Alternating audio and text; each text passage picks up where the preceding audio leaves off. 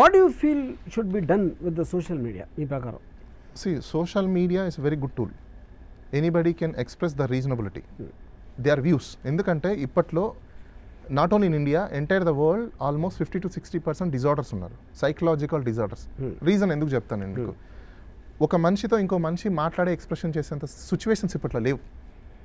So వాడు ఎవరితో మాట్లాడాలి, ఎవరి దగ్గర ఎక్స్ప్రెస్ చేయాలి? పుట్టితే తల్లిదండ్రుల దగ్గర ఎక్స్ప్రెస్ చేయడానికి లేదు, ఎందుకంటే 15 years ఎడ్యుకేషన్కి అయిపోతుంది. ఎడ్యుకేషన్ అయిపోయిన తర్వాత ఇంటర్మీడియట్, డిగ్రీ, బీటెక్ వచ్చేసరికి కాలేజ్ డేస్లో అయిపోతుంది. తర్వాత మ్యారేజ్ లైఫ్, ఇంకా మిగతా అక్కడికే 6 years over. Where I have to go and express myself, what is I am. అది ఒకప్పుడు ఉండేది, మనకు ఈరోజు లేదు. So social media it's such a kind of a platform, artificial human being. అది it's artificial human being. When it is an artificial human being, that is a real human being. Yes, exactly. మనం artificial ఉన్నాం, ఇప్పుడు అది real human being.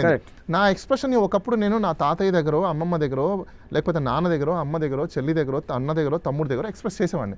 ఈ రోజు అది లేదు, restrictions అయిపోయాయి. సో నేను ఎక్కడ ఎక్స్ప్రెస్ చేయాలి? ఇప్పుడు నా ఎక్స్ప్రెషన్స్ నేను బయటకు తీయలేకపోతే what I'll become? I'm psychological disorder. ఇప్పుడు సపోజ్ ఒక పెద్ద క్రౌడ్ వచ్చారు అనుకో, క్రౌడ్ చాలా ఎక్కువ ఉన్నారు కాబట్టి వాళ్ళు ఏదో ప్రొటెస్ట్ చేశారు ఎగెయిన్స్ట్గా, గవర్నమెంట్కి, ఎస్టాబ్లిష్మెంట్కి ఎగెయిన్స్ట్గా చేశారు. లేకపోతే వాళ్ళకి ఆవేశం ఏదో పెరిగి రాళ్ళు వేశారు. సో మనకి డెమోక్రసీలో protest is different from protest turning violent. Yes, correct. That is exactly violence is offence.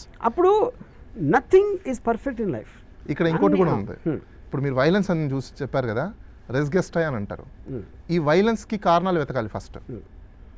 For example, ఇప్పుడు వైలెన్స్ చేయడానికి సమ్ యాక్ట్ వచ్చింది అనుకోండి, అదే ఏదో సంథింగ్ ఒక లా తీసుకురావడమో, ఇంకో బిల్లో ఇంకోటి తీసుకొచ్చి దానివల్ల వీళ్ళు అఫెన్స్ అయ్యి చేశారనుకోండి. సపోజ్ వాస్తవం చెప్పాలంటే మన ఇండియన్ సిస్టమ్ ఆఫ్ లా ఎలా ఉందంటే, బేసెస్ ఆఫ్ యాక్ట్ని బేస్ చేసుకొని మనం క్రైమ్ కట్టాలి.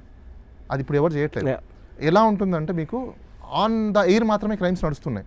రెస్గెస్టా ఎందుకు తీసుకురావాలి అంటే, సపోజ్ ఇప్పుడు మిమ్మల్ని నేను అఫెండ్ చేశాను అనుకోండి, నేను మిమ్మల్ని ఎందుకు అఫెండ్ చేస్తాను యూజువల్గా? నాకేం అవసరం ఉంది అంటే, something is happen. What is that? That నేచర్ని తీయాలి ఫస్ట్. అది లేదు ఇక్కడ. ఇప్పుడు మీరు ఒక క్యారికేచర్ పెట్టండి, ఇంకోటి పెట్టండి, దాని బేసిక్ జెనసిస్. ఇప్పుడు మీరు ఒక ఇంటర్వ్యూలో ఎక్కడో చెప్పారనుకుంటాను, పవన్ కళ్యాణ్ మీరు ఏదో అన్నారు అని చెప్పేసి, దానికి మీరు ఒక ఎక్స్ప్లెనేషన్ కూడా ఇచ్చారు. ఆయన సంథింగ్ ఏదో అన్నారు, దాన్ని విన్నా నేను అన్నా. That's a basic. యాక్చువల్గా మీరు దాన్ని పాయింట్అవుట్ చేయకుండా, దాన్ని ఇది చేయకుండా మీరు అఫెన్స్ అనడానికి లేదు. ఎందుకంటే ఒక యాక్ట్కి రియాక్ట్ అయ్యారు మీరు. React is not an offence, act is offence. So తను రింగుల రాణి అంటే నేను రంగులు రాయాను. Without there is act, there is no react. ఇప్పుడు నేను చూసినప్పుడు నాకేమనిపించింది, ఎవరైతే ఆ మీమ్ చేస్తారో, నాకు మీమ్స్ చేయడం రాదు, అది ఏమనిపించిందంటే, ఆల్వేస్ ద మీడియా కాన్స్టెంట్లీ, మీడియాలో కానీ ఎక్కడ కానీ అక్కడ కానీ మీడియాలో జరిగేది రోజు అంటారు. ఎందుకంటే ఎడిటర్స్ ఉంటారు వాళ్ళ దగ్గర, టెక్నికల్. చంద్రబాబు నాయుడు దత్తపుత్రుడు అనేది మోస్ట్ కామన్ థింగ్. దాన్ని రిప్రజెంట్ చేశాడు ఆ మీమ్ లో అసలు యాక్చువల్గా, which is in the public domain. It's not an offense then. It is not an offense then. So, okay, now coming back to ఇందాక నేను అడిగిన క్వశ్చన్, నా ఉద్దేశంలో సోషల్ మీడియాని రిస్ట్రిక్ట్ చేయటం అనేది, okay, yes, some people will get offended, some people will get whatever it is, but there will be more damage done if you try to restrict social media అనేది నా opinion. Correct. ఎందుకు అంటే, because one is it is not possible to control it. Cinema అంటే థియేటర్లో release అవుతుంది, దానికి ఒక time period ఉంటుంది, సెన్సార్ ఒకటి వేస్తారు.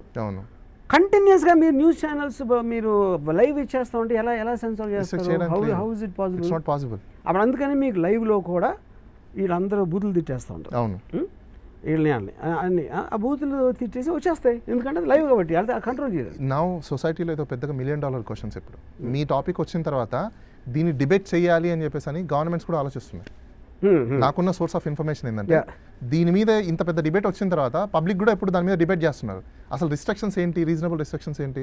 నాకు ఇవాళ ఒకరు పంపారు, ఎన్టీ రామారావు ఫుల్ అట్లన్నీ పేసి ఈనాడులో కార్టూన్స్ ఒక తీసుకొని NT Rama Rao, not a normal man.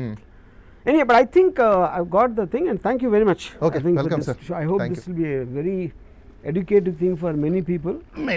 It made me educated. Thanks.